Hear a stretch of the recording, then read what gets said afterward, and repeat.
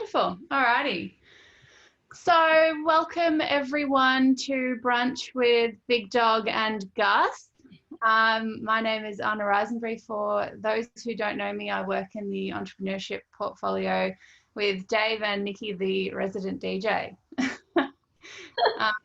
Before we get started, I just wanted to let everyone know that we will be recording the session today, and if you're not comfortable being part of that recording, although your videos and sound won't be on, please just send Nikki or myself a direct message in the Zoom, and we will be sure that you are not part of that. And we would like to acknowledge the people of the Kulin Nations on whose land we're gathered today. We pay our respects to their elders past, present and emerging. And just a quick overview of today's session. So as you all know, it will be about, Dave and Gus today will be discussing the customer journey, how to build the customer journey and engage your customers in an online environment. So they'll be chatting about that for about 30 minutes, and then we'll open it up to you crew who have all joined us today. I hope you've brought your brunch along. And we'll be doing a bit of a Q&A at the end there before we get some final comments and closing.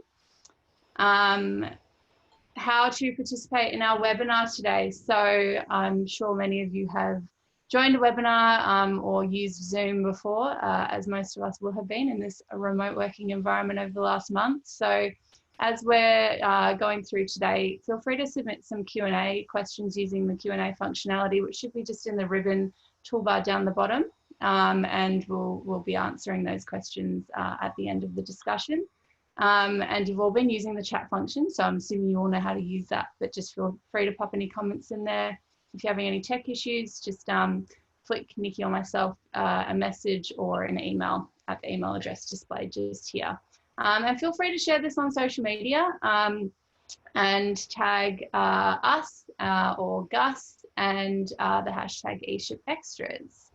And just before we get started, Dave is going to be very upset with me, but I'd like to say happy birthday to Dave, the big dog, woo, whose identity has been revealed. You'll be very pleased that no one else has their video or sound on at the moment, Dave. Otherwise, we'd all be singing you happy birthday. And they're all coming through in the chat already. Alrighty, I'll let Dave hand over to you to introduce yourself and Gus. Well, thank you very much, Anna. And yes, 25 today, feeling very fit and healthy. And looking forward to having a great chat with Gus. Just to provide some context before we do a quick intro, there's been some sort of feedback from students around, hey, how do we actually engage with people when we're locked down in solitude in our bedrooms, our lounge rooms, etc. So we thought we'd reach out to a few friends and see who's available and how we can potentially give some assistance to our students, but not just that, to our industry partners and some of the CEOs that are in the room. So a great mix of people here with us today. Gus Balbonton has joined us at Monash Business School for today's webinar. And Gus I saw speak a couple of months ago, and he's an absolute scream. And I think we're going to have a bit of fun today. We've just discovered that we have a joint love of the ocean. Gus more for deep sea diving, and me for scaring the absolute bejesus out of myself, to excuse the language, surfing some big waves. So a little bit of background. For me, I'm Professor and Director of Entrepreneurship at Monash Business School. Pretty eclectic background. As a young man, I sort of left Australia as an engineer, a fibre optics engineer, to lead this place called Telecom, which is the precursor of Telstra, modern environment. So I landed in Silicon Valley and went to work for a company that some of you may know about called Sun Microsystems, and walked into the door and there was this crazy scientist called Bill Joy. And I thought, my God, where have I come to? Different planet. Anyway, from there, had a great couple of years, and then went to Japan to play professional rugby, and from there into investment banking, and from that just kept walking through doors into the Asahi Beer Company, and As a young man, was director of their foreign operations, and then started my own companies. So from there, it's just been a journey of starting companies, building companies, and just really enjoying that thrill. But the dark side of that, of course, is the risk and the sheer hard work taken to get a business up and running. And then retired and thought I'll go surfing for the rest of my life, and believe it or not, got a bit bored, and ended up doing a PhD, and now I'm here at Monash Business School, which I'm very, very happy to be there. It's a fabulous school. I'm surrounded by great people, and we get to do some really cool things. One of those is actually interacting with people who actually do what we teach. And I'm really, really passionate about making sure that we have that reality in our experience, that embeddedness with the startup community. So Gus, welcome, my friend. Lovely to have you here. Thanks, Dave. How about you do see if you can fit your amazing experiences into a couple of minutes. Okay, so quickly grew up in the Argentinian Patagonia. For those that don't know where that is, and you can figure out that where Canada is basically south of Canada, right? As far south as you can go, you will eventually hit Patagonia. So you drive for as long as you can. I grew up in a tiny little place in the middle of nowhere, comparable to some of the small country towns in Australia, in the middle of Australia, like Broken Hill or Kalgoorlie or Kudupiri or any of those. Grew up with big dreams, but obviously with an environment around me that was fairly restrictive. As you can imagine, regional towns, you kind of grow up, your dreams are kind of predefined for you. And by the age of 8, I decided that I wanted to travel the world. By the age of 14, I had my first business. By the age of 17, I landed in Australia, out of all places, on a scholarship. I went to year 12.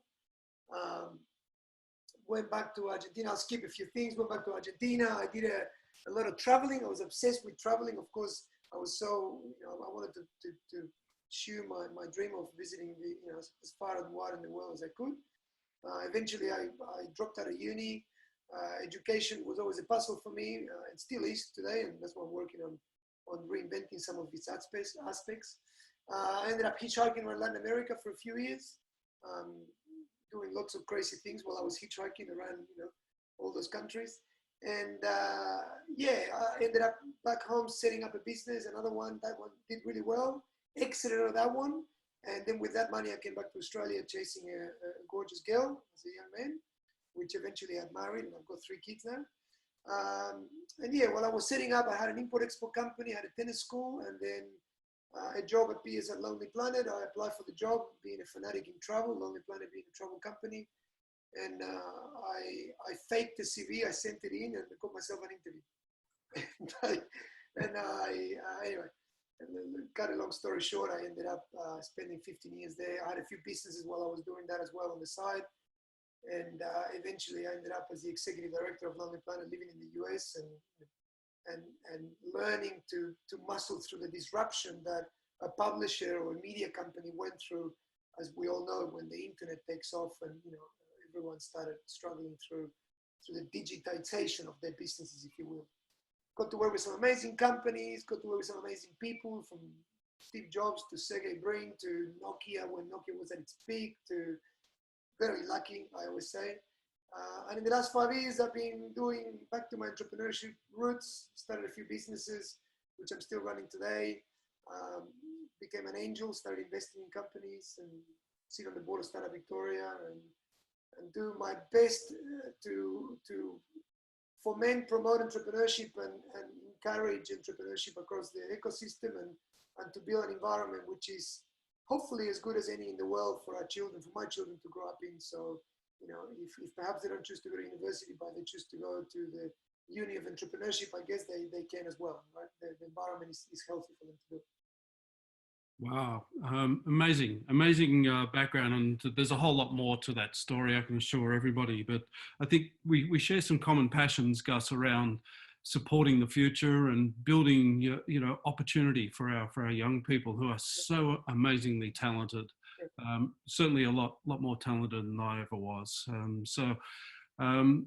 We're going to talk about the customer journey, and one of the first things I was always taught in Japan was an expression that basically says the customer is God. Kyakusama wa okami-sama desu. Basically, they are God. It's not always true, but however, we need to get insights into our customers. And when I first joined universities, I was just amazed, or probably the better word is shocked, at how we were teaching people to start businesses. It was really around, building business plans, being aspirational, and just pushing stuff out to the market and hoping that something would stick and everybody would like that. We've got really a diametrically opposite way of doing things now, and I think it's been a long journey to get there, and that's really to pull from market what are the insights that we can gain from a customer that's actually going to make that journey easier for them, and therefore easier for us in actually building a business that services their needs. The other thing that I'll mix into that with, not every idea is a good idea. We hear this refrain often, you've got to have an idea, go to market, you're going to make $1 million, you're going to be rich in no time.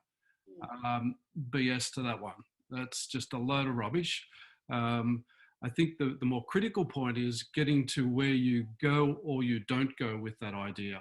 And this is something that we're also very, very keen about at Monash is getting students and indeed our industry partners to understand that it's not a bad thing to get to know, to actually realize that it's a crap idea and that I should pivot and do something else. Yeah. Your thoughts on that, Gus? Well, look, I'll share three thoughts on that. One is, I agree. Normally, I tend to qualify a little bit further the whole customer is God, because I agree with you 100%. I normally say customer behavior. So I said, careful with what they say, just watch what they do. That's the most important bit, because often a customer or a potential customer will tell you things that is not reflective of what they actually do, right?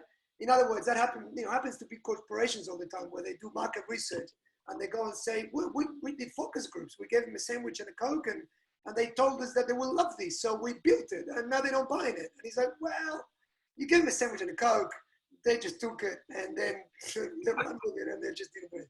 So always, if you can, always, that's a qualifier that I always give to people, is make sure that you watch their behavior more than, and the behavior tends to always be in this, in today's world, in terms of building a business, either they hand over money or they hand over time, one or the other, right? If they give you their time or they give you their money, is effectively the behavior that you're looking for, because it means that your product is in some way, shape, or form sticking and working. Yeah, and to even emphasize the point there that I agree 100%, I say to people when they come up with their ideas, I say, don't ever forget that most of your ideas are shit, right? Like literally every idea is a shit idea. My ideas, most of them are too. The point is, how do you sift through lots and lots of shitty ideas until you can find that one, or the ones that you can tweak and play with until eventually, it kind of survives and succeeds. And to do that, often we need to observe that customer behavior. We definitely need to ignore mom and dad, definitely ignore your mom and dad. Don't ever, when they come, oh, well done, I love it, amazing. Don't buy into it. Don't buy into your friends telling you, well done, Gus, you such, yes, great. Don't buy into venture capitalists giving you money. That's not a signal from the market. It's just a signal from someone that hopefully makes a bet on you. You literally only listen to a customer handing over their money all their time. Otherwise, there is nothing there. So anyway, there you go. There's some thoughts that might hopefully help the audience. Great advice there, mate. I'm actually going to wind it back even further to the problem space, because I think as human beings, we're hardwired to jump to solutions. Oh, I know how to fix that problem, or I know how to meet that demand. I've got a great idea that's going to be a great business. But really, we forget about the problem space and how important that is. And often the problem that we think is the problem is not actually the problem. And I guess I can give us some examples of that. After I'd built up my business in Japan, I had a little bit of money to play with, and I wanted to go as a keen surfer, into the surfboard industry. And I'd bought a company from Wales that was a windsurfing company that produced these big, long wave surfing surfboards that were built by a computer. So it was at the forefront of CAD/CAM in the mid-90s. And we rewrote that software so that we could actually get them down to a surfboard size. And then I had the joy of spending 5 5 to 10 years in product development, basically building a board, going out and surfing it, saying, no, that's crap, we need to change this, adjusting, etc. So I actually thought the problem was that people wanted to, that surfboard manufacturers wanted a machine that could make their life easier. So I built these machines that it could actually produce the surfboard that was designed by the software, and then spent years flying around the world servicing these bloody great machines that kept breaking down and kept chewing up my life.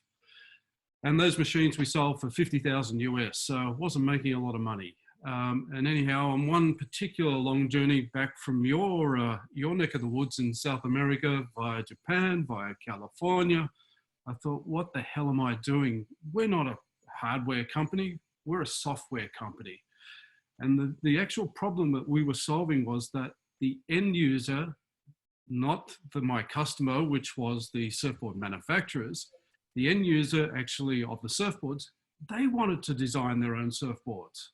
So my way of speaking with those customers was to put out a beta version, you know, a lo-fi version online free, and it absolutely smashed our website. So straight away I knew we were onto something.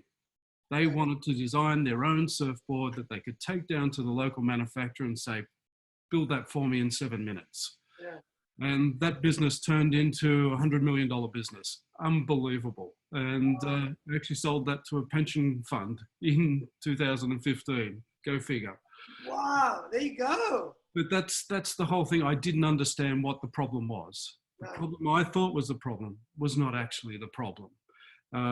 So just some thoughts, Gus, on actually discovering from your customer how you go about, you know, developing what the real problem and need is.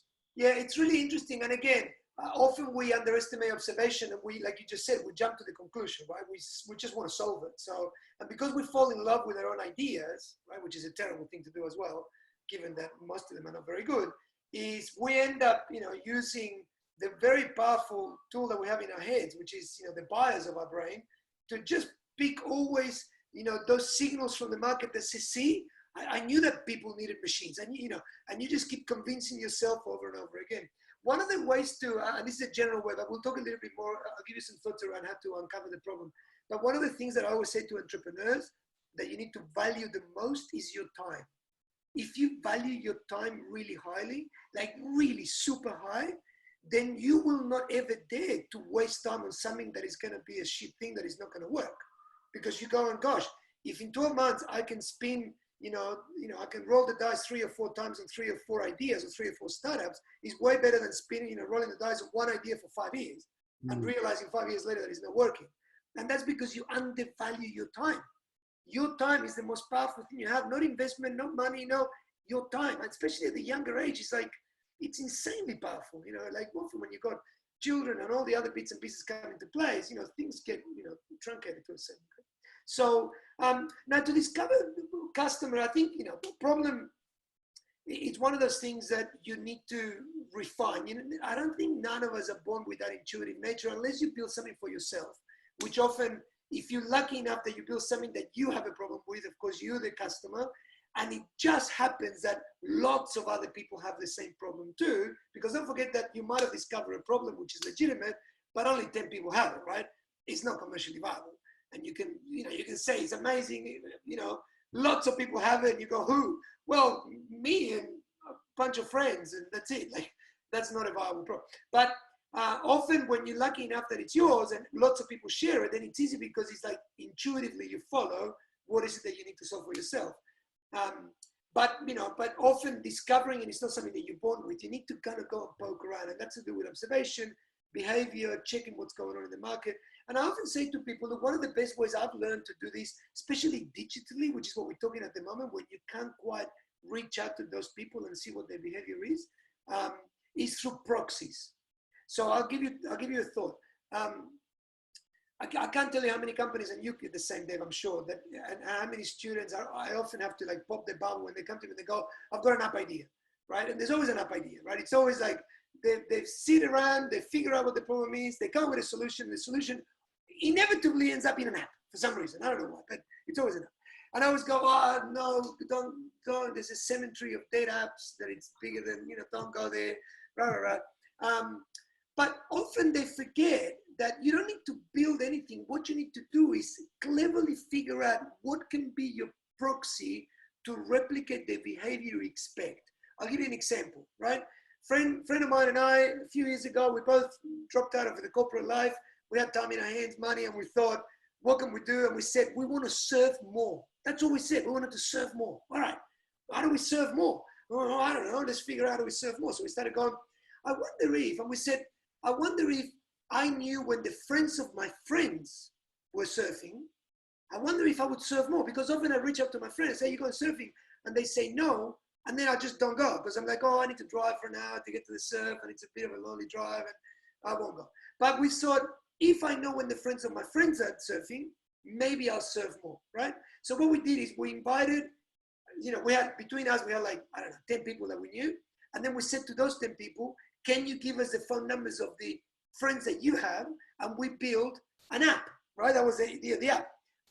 And then of course, we've had a few rolls of the dice, so we kind of knew that we didn't want to go straight to an app. So we said, all right, what can we do that is a proxy to that? So all we did at the start is we built a WhatsApp group.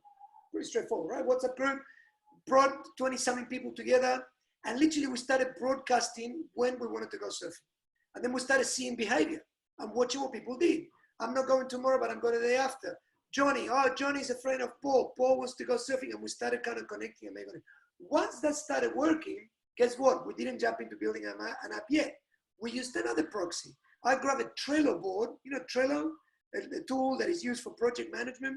And and these people were all kind of surfers, builders or whatever. They'd never heard of Trello before. So my friend and I, he texted them all in WhatsApp and said, we've just built an app. It's called Trello and it's for surfing. The guys went, oh, wow, epic. So we built a board. In each board, you put a card. The card was when you wanted to go surfing. And each card, when you finish surfing, you will post pictures. And we started watching behavior. Then we built another board of surf news. And we started posting that. Then another board of the WSL competition. And we started posting. Eventually, we did contact, I got an engineering team that I work with quite closely. I contacted the engineering team and I built an app. And the brief for the app was literally the Trello board. I said, mate, build me that on the app. And it cost us only like $5,000, no money, because the brief was so clear. We didn't go down rabbit holes. It was so simple. And we used that app for the last 5 years or so. Quite amazing. Now, we didn't decide to go commercial with it. We didn't want to. We had a few conversations. But the point is, you can always use proxies to learn behavior without necessarily having to spend any money or put code down or whatever you need to. Yeah, look, that's a really good segue into, I guess, validation of concepts. So one of the key questions that students had for us was really about, how do I engage with my customers now that we're, in COVID-19? I'm going to be a bit provocative. I think you engage with your customers the same way as you did pre-COVID-19. You talk to them. You actually understand what their needs are. Yeah, that might be through digital means, and there's a bunch of tools out there that can help you do that. And I guess I should mention a few, and a couple of these actually came from a colleague of mine, Adam Ryan's webinar the other day with a great entrepreneur. Have a look at stuff like Askable, which is around participant recruitment. So you can look at recruiting participants, and to your point, Gus, they're not your family, they're not your friends. They're not going to tell you you're wonderful. They're probably going to rip you to shreds. And that's what you want. That is critical in terms of, have I got a good idea?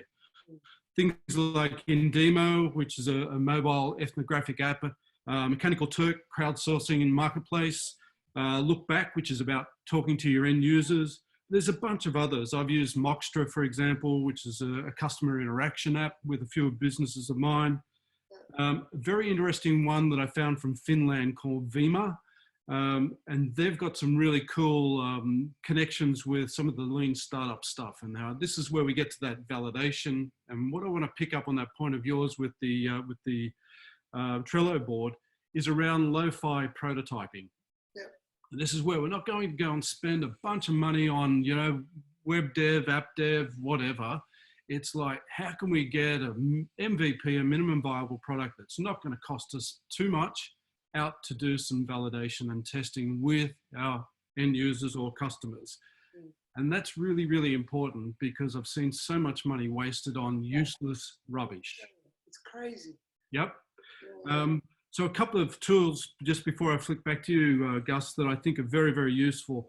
One is the validation board, which came out of Eric Ries and the Lean Startup stuff.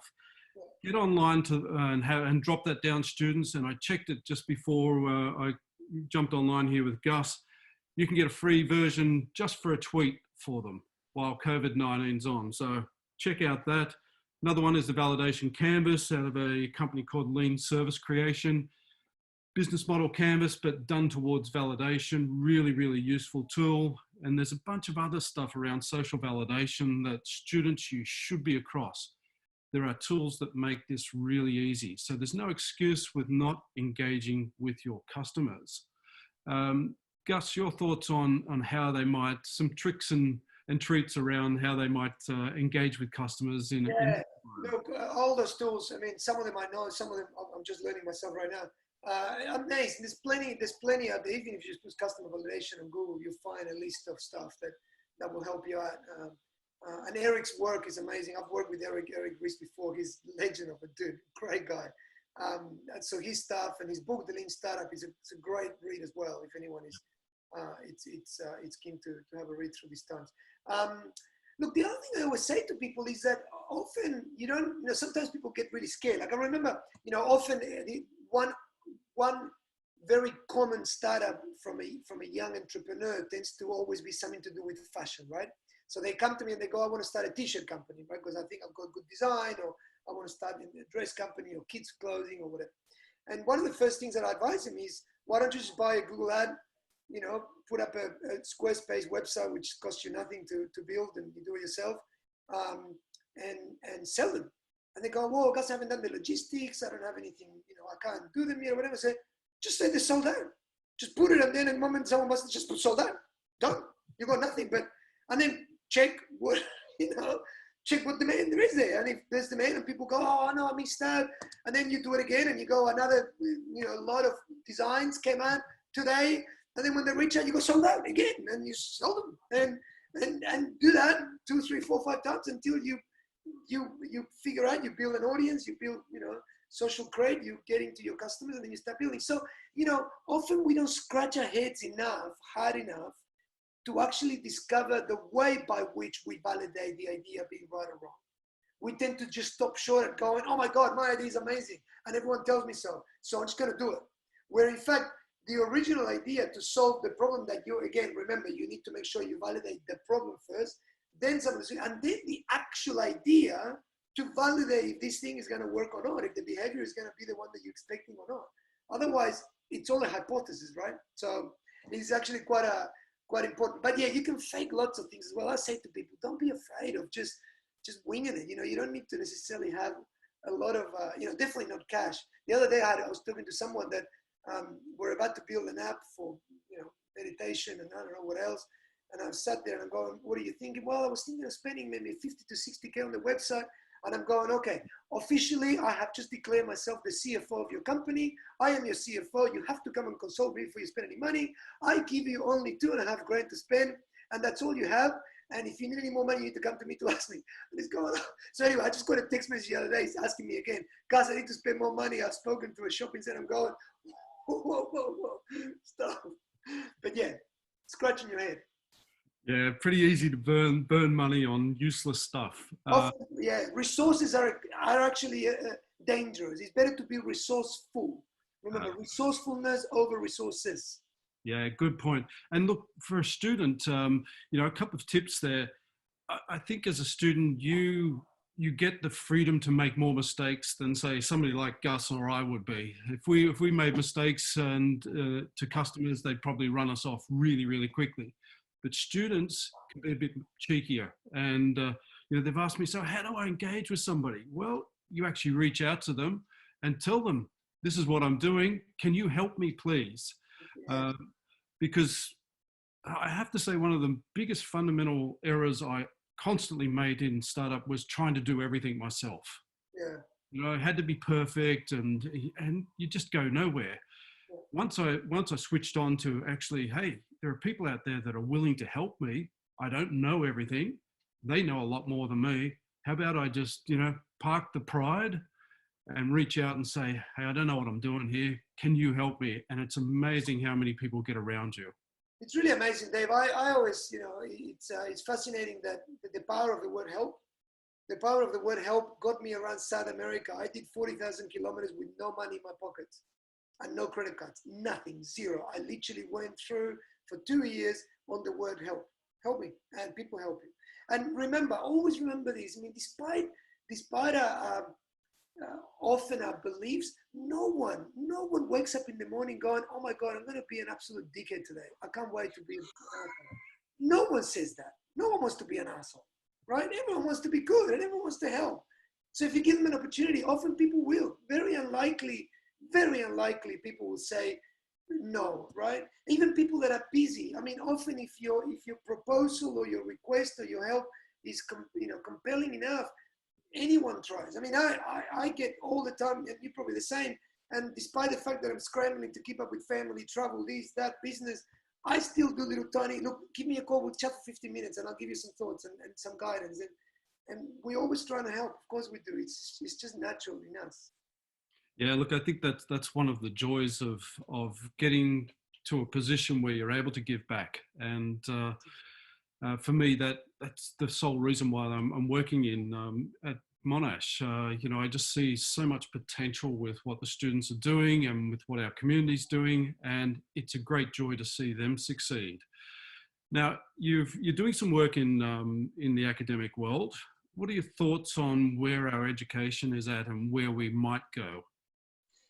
Well, look, I need to be careful that I don't sound too pessimistic about the education system, because in general terms, depending on which day you catch me, sometimes I sound slightly down. But look, in general, and let me say that really clearly, that when I say these words, I talk about in general as a system, right? Not about individual people, not about individual schools or teachers, or there's amazing people in the world. There's amazing schools and there's amazing courses and there's amazing etc. But in general, the way we've set ourselves up as humanity with a primary school system, a secondary school system, and the way the university runs is a system that primarily runs towards extracting value rather than creating value, right? In general, right? Not always, but in general. So for example, what you guys are doing in entrepreneurship is all about creating value, right? But the majority of the other stuff that gets taught at university and or secondary school, the way kids get taught at secondary school to make sure you get a job, it's all about extracting value, right? It's all about, here's what you need to do to get yourself a job in that thing, to extract value from that thing that already exists, right? We don't intend to teach, hey, this is how you create new shit and fix problems that no one has fixed before, and and so on. So and often when we do research, which is the first part of creating value, the majority of it ends up nowhere because we don't know how to translate it into anything. So it ends up falling short always and getting caught up in IP and patents and old-fashioned ways of doing shit, and it falls short. So one of my biggest bugbears, and then, the primary school system and the secondary school system, I chuckle because it's the most insane system you could ever. I always laugh and say, imagine, right? We get a group of people together and we say, let's brainstorm how to educate humans for the future. Great. Here's an idea. Let's send them all to the same building 6 hours a day, 5 days a week, from the age of 6 onwards. Great idea. I fucking love it. That's the best idea I've ever thought of. No one would ever come up with that dumb idea. It's the worst idea ever. They're going to the same place every day with the same people. At the age of 6, this is a little tiny primate, which is like in its own little tribe with all its, neurons connecting and breaking and figuring out all this stuff. And all of a sudden we pluck them out of that thing. We shove them with a different monkey leader in a different building with a bunch of unknowns. And we say, here, you're going to do exactly what I tell you to do. And it's like the opposite to what the brain needs to do at that point in time. But anyway, don't get me going. But literally, I am obsessed with trying to figure out a way where we can reinvent and dislocate a little bit the system as a whole, right? And how do we make sure, like I'm a very proud part indigenous person. My background in Argentina is indigenous. I've got a piece of me that that is very connected to you know, a long time ago, I guess. Like we all are, I guess, but it's just that mine is a bit closer and I know it. And I've always been very obsessed with the way Indigenous cultures in Australia also teach and educate. And let me tell you, I've never come across one that says, no, we're going to send you to the theory of hunting for 18 years. And then when you finish that, we will put a spear in your hand and we will then let you hunt. No. You, as early as you can, you start doing the shit, right? You do it as quickly as you can. And often, you know, my son is going to high school right now and they just keep, you know, theorizing about everything. And all I keep doing is making it practical. Come with me. Let's go to work. I'm, you know, drag him in. So look, there's a bunch of thoughts about practicality, about the way we organize ourselves and some of the thoughts. Well, mate, look, I think we aligned there. And I think it depends on the discipline as well. For us in entrepreneurship, it really is about doing and not talking about doing. Correct. So this is why I love this so much. I mean, this is why I said yes. And I jumped at the bit, Dave, when you approached me, because this is exactly the generations and the audience looking right now. This is who we need. We need them to invent our future. Otherwise, we're in trouble, right? Like, we need them. Totally agree. Now, Anna's just messaged me that we need to get onto some Q&A in a minute. A couple of more minutes before we do, say about 4 minutes. Just some parting thoughts for our students and indeed some of our business practitioners out there around reaching out to customers and starting to test ideas. What would you suggest would be their first immediate steps? Well, ideally, you need to have crafted some sort of prototype or pretotype. If you want, you can Google pretotyping, which is similar to prototyping, but it's a stage before, if you will. So you need to have something that it's about. I mean, the step before there is, of course, asking a question. And if you become really good at asking questions, right, you can get fairly good answers from customers that can lead you. The challenge with asking questions is that you can ask the wrong question and customers often try to impress you because they're human. And of course, all of a sudden you end up going down a rabbit hole that you shouldn't have gone down to. That's why I always try to encourage people to at least prototype as rough as you can possibly make it, something that looks, even if it's a part of your full solution, but even if it's a small part or an important part, and test the behavior of the potential customer more than what they tell you, because it's a bit dangerous. So ideally, this is where you scratch your head. You go, I know I want an app that makes people serve more, but what's the first step I need to take to see if anyone or what behaviors are actually I'm going to observe? And, you know, the first behavior was that. I remember one startup, I'll give you an example. Another startup, a kid comes over and goes, you know, when you go out for, you know, a problem that a lot of young people have. We're at the pub, we're at the, you know, nightclub, we want to get a drink, and it's always the bar is 5 deep and I can't get the drink, and I'm always got 5, 6 people's orders in my head. I need to try to the bar, and then when I get there, I forget, and then I'm carrying all the shit back and whatever. That's a pain in the ass. And I went, legit, well done. You know, problem discovery. I think you've discovered a problem. And he goes, fuck yeah. I go, yeah, you're right. You got a problem. And he goes, okay, I've got an app idea. And then I went, oh God, no, please. Don't think so with an app. Anyway, so then I've sent, you know, that team went out to start exploring if it was going to work or not. And the way they did it again was they started actually with a text message group where someone will say, okay, I'm off to the bar. So everyone will start texting into that group what they wanted, right? And then they went over to the bar, get it, go through the list, and then text back, help, and then someone will come and pick up all the drinks and bring them back. Then they did another one where they appointed a person to be at the bar the entire time. So they will just text that person, and that person will just siphon drinks. Anyway, but they started discovering and learning how to do it. I guess that's the point that I'm trying to emphasize. Yeah, great advice. I'll just finish and build a little bit on that. And again, it comes back to doing and not talking about doing. So strong advice to our students and to anybody else that would care to listen is that don't become welded to your idea. You know, it's about the mindset and then the capabilities to actually execute on that mindset. So, you know, what Gus was saying was really around testing, validating, pivoting and changing and adapting. And not spending any money doing that. Spend the money when you know you're on something. So I'll leave you on with that thought, and I'm going to go to Anna because I believe she's got some questions. You there, Anna? Yeah, I'm here. Nice one. I like lining up at the bar with all the drinks orders in your head. I've certainly done that one myself before. I think everyone just gets the same thing in the end. It's just a gin and tonic for everyone. So we've got a question. Feel free. We've got 15 minutes. So feel free to chuck your questions in the Q&A function just down the bottom, everyone. Akshay has asked, how do you find a problem in your domain and how do you validate a problem? Find a problem in your domain. Yeah, I guess I need a bit of clarification. When you say in your domain, it means that what you've studied something perhaps, and you're trying to uncover a problem worth solving in the area that you've studied. Is that what we? Yep. Yep. So say if you're interested in, say, cybersecurity, for example. So how do you find a problem? Because if you look at cybersecurity as a big topic, there are lots of issues that I myself personally won't be able to solve on my own or with my small team. So how do you find a problem in your interest? Okay. Look, the number one thing that I'm going to say ahead of everything perhaps is that if you are passionate about a particular domain, in this case cybersecurity, is that you need to always remember that you need to build a network and an ecosystem around it so that you immerse yourself in it.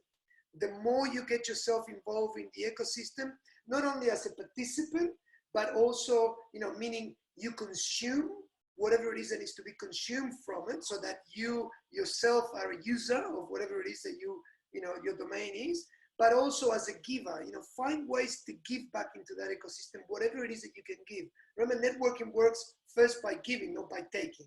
So the more you give, the more it will just come back. Now, once you're in that system, it should become, easier to keep your ear to the ground and listen to what people are saying, to hear the pains, to understand. I'm one of the mentors of SciRise, which is one of the accelerators in Australia that I think, who runs that one? I think Deacon and somebody else. But anyway, I sit on that SciRise as a mentor, and I help a lot of young, cyber companies. But often it comes out that they were working in the corporate sector as cybersecurity experts themselves, and they time and time again have observed, customers having issues with something, and they jumped out of corporate to build that thing, or they observe a particular instance of problem that took place. Let's say, Toll, when they had the issue that they had, or someone, and they went, hang on, I think I can fix that, or Facebook, or they themselves have had an episode where they thought about fixing. Now, Dave, I don't know what you want to add to, how do you do it with a small team? Guys, you need to, I'll be frank with everyone. Yeah, you need to pitch yourself at the level that you've got capability to be able to, and the resources or the resourcefulness to be able to fix. You're obviously not going to be able to fix problems that Google can fix. No, you can't. It's as simple as that. You have to, work your way through until, often the more access you have to people, the bigger your network, etc., the bigger the things that you can solve. But Dave, you reckon? I don't know. Yeah, look, mate, I'll build on that. Actually, you've said cybersecurity. That's a really broad problem. One of the techniques we used to use in a program I run called Fast Track was around getting a lighthouse client. And that lighthouse client is somebody that, for example, could be really vulnerable to a cyber attack, and work with them and say, hey, we'll work for free for you.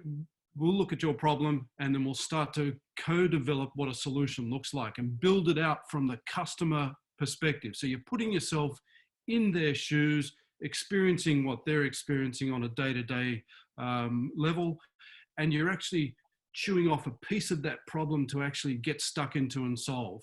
And then you're starting to build your chops around that, and build up your solving and capabilities around that.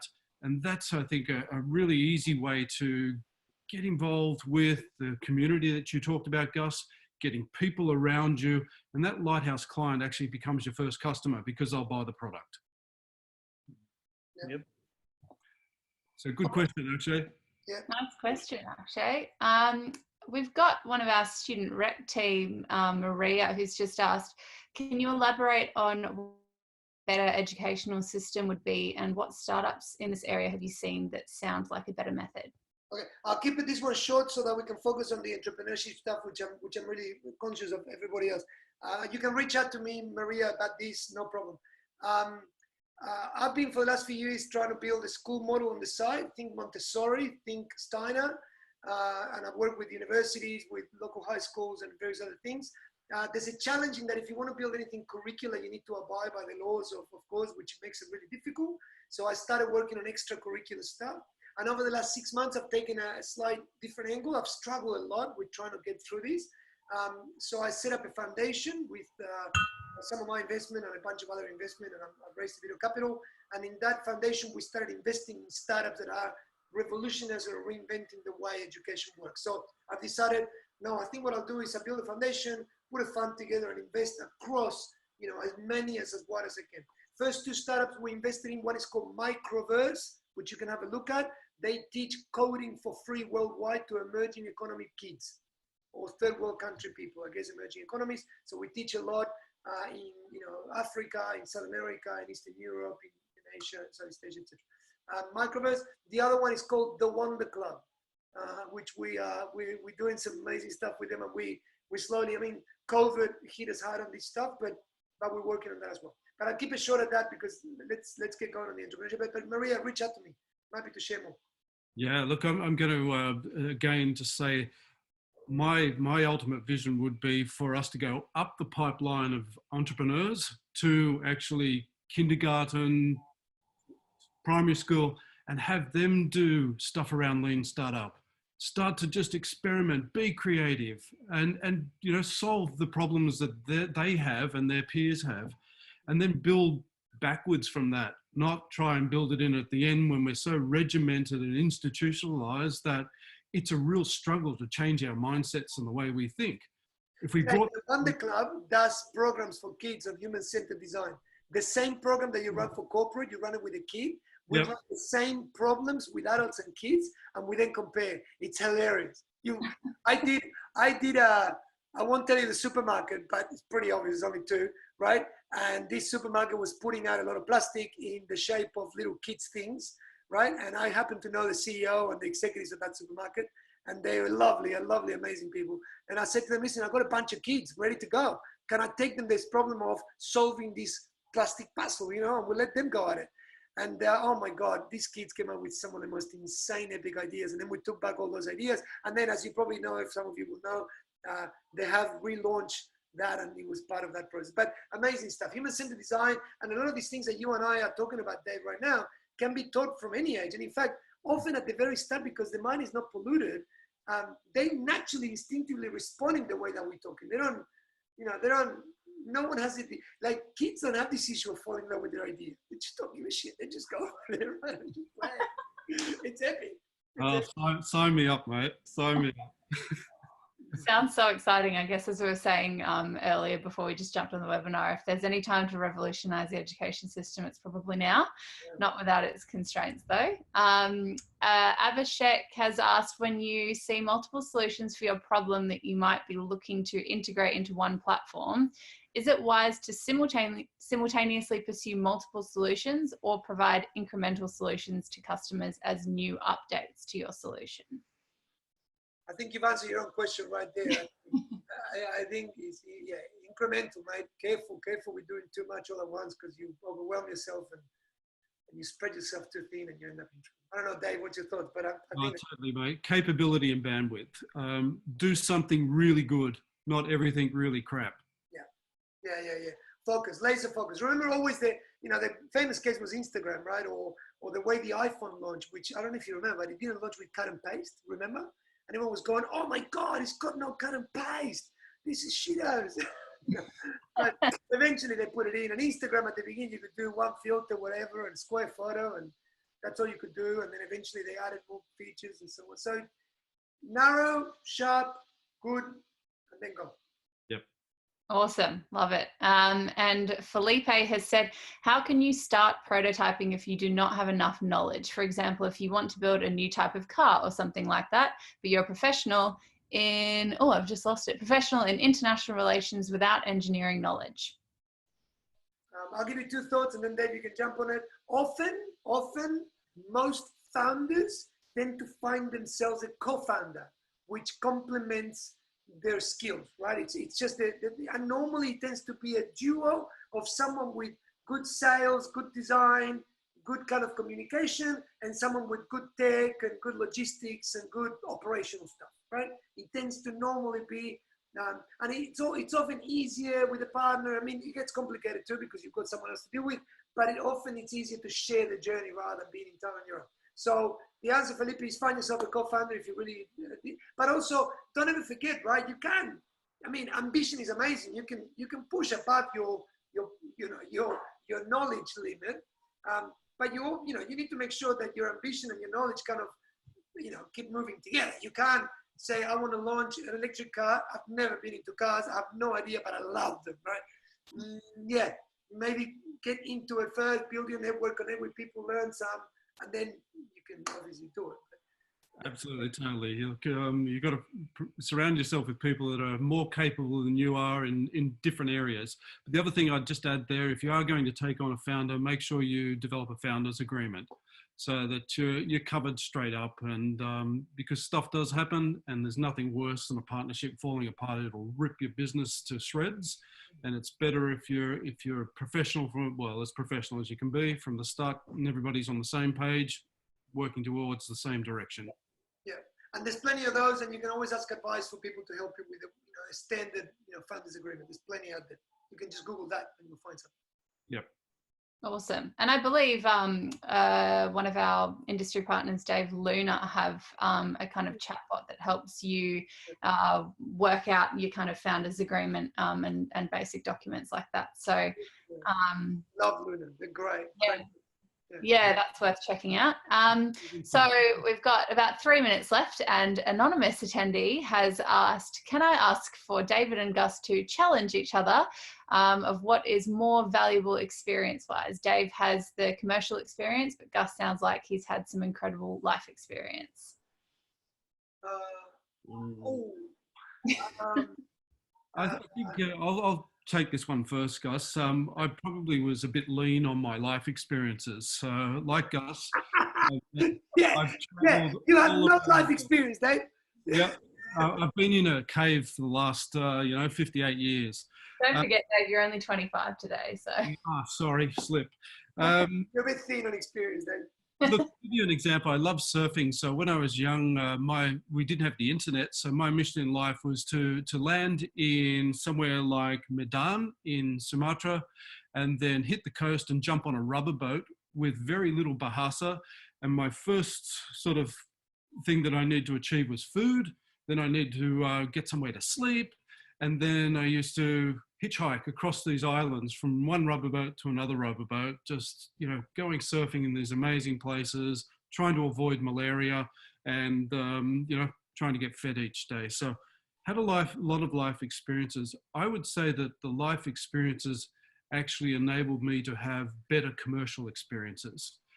Number one, because you're not so judgmental. You're open to other people's opinion. You see the world through other people's eyes, and you understand that there's no one right way of doing things.